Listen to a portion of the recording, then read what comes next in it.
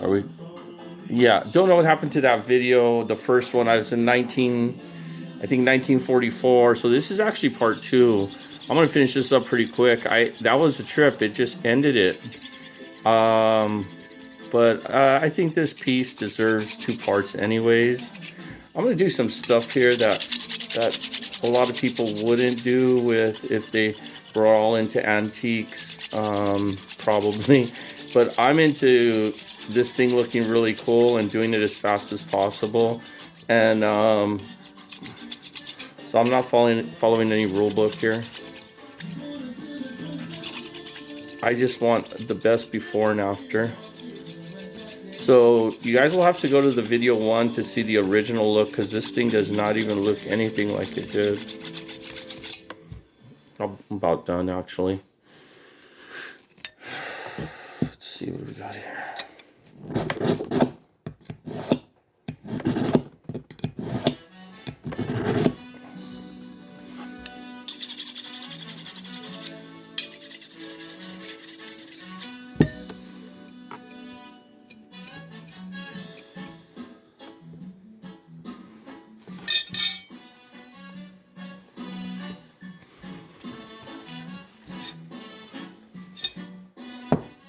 This one's nice. You tell I'm having fun with this? Just don't have my Dr. Pepper. I didn't throw it up here in time. It's probably better. I would be sipping on it, and that'd be taking time up.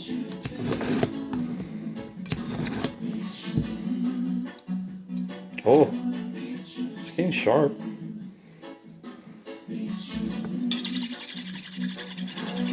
So you can tell I've taken some time with this knife. I just really appreciate it. And actually, it was something my wife had purchased.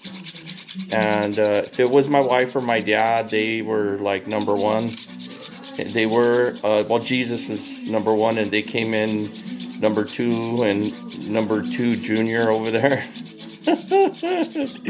The funniest part about those two, they'd get together and they'd always make fun of me, and I loved it. I was like, they'd be like joking, and then my dad would be like, "Give me a cup of coffee," and then my wife would step in and she'd be like, "Why did your dad have to ask you for a cup of coffee? Why didn't you already start making it?" Um, uh, I don't know, babe. I'm walking. Yeah, why don't you do that while I talk to your dad? And they're over there laughing, and oh my gosh, they had more fun with me, and I had fun. They were a trip. They would always gang up on me in a really cool way.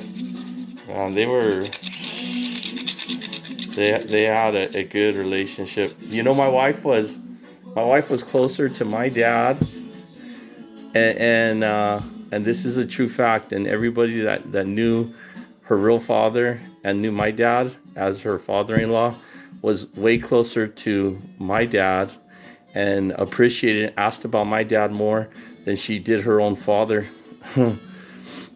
Yeah, true story. My dad was like that, man. People loved him. All my cousins from Burke, they all love my dad. They're all like, "Hey, Uncle Don, you know what?" They get consejos, which is advice or whatever. You know what? My dad was just that guy, man. Yeah. Shout out to all the family in Burke. We just lost Victor. Victor, your mom, God bless you. I love you, Auntie Tia. I hear it's very difficult on you right now, and Victor was a good gentleman. He really took care of you.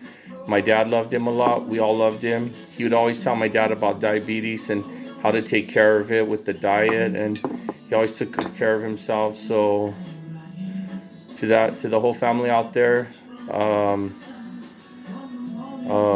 the passing in, yeah, I'll do these two videos in memory of my cousin Victor. The Bible says, as iron sharpens iron, so a man sharpens the countenance of his friend. So Victor was a graceful man, and the way he sharp, probably I could say I didn't have enough time to spend with him. I only met him a few times over the many years because we left Albuquerque when I was a kid. But he was very graceful, and he was very much a very devout Christian, very devout. we'd go over to that was my Uncle Leo was his dad. So I had two Uncle Leos, one on my dad's side, my dad's brother, and then my mom, her sister married a Leo, and yeah.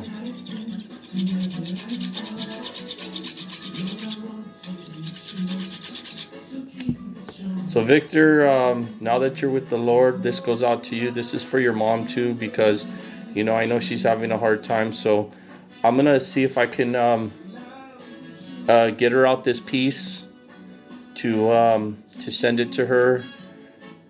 It's something small, but it's something nice. So I've decided who I'm gonna give this piece to. It's my auntie or my tia.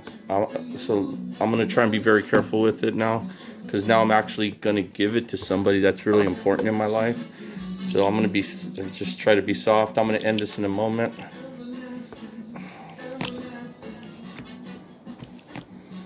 But now I want it to look even nicer because it'll be in my auntie's house, and I want her to have something that's real beautiful. And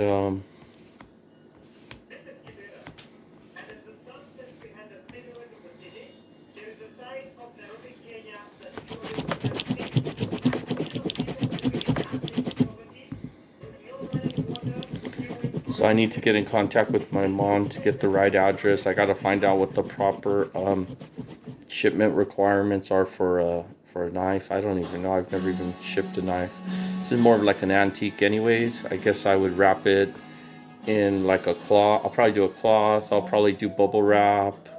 I'll probably do small strips of duct tape, and then I'll leave instructions just to cut along the seam of it for her, and it'll peel right open, and just so that it's safe in transit. Yeah, this will be a nice little gift from my auntie.